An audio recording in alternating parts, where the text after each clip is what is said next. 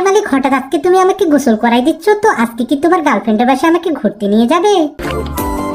আরে আরে মালিক, এটা কি করলে? আমার পোটাটা ছিঁড়ে ফেললে কেন? দেখো আমার সব আঠা বের হয়ে যাচ্ছে। মালিক, তুমি আমার ইজ্জত নিয়ে টানাটানি করতেছো কেন? এভাবে টান দিয়ে আমার জামা কাপড় সব খুলে ফেললে কেন? এই অবস্থায় যদি তোমার গার্লফ্রেন্ড দেখে তাহলে কি আমাকে আস্ত রাখবে? আরে মালিক, তুমি আমার সারা শরীর কেটে কুটে এরকম ডিজাইন করলে কেন? তুমি আমাকে সত্যি ঘুরতে নিয়ে যাবা নাকি তোমার গার্লফ্রেন্ডের খাবার জন্য রেডি করতেছো? আরে মালিক, আমাকে কেটে কুটে আবার লবণ মরিচ লাগাচ্ছ কেন?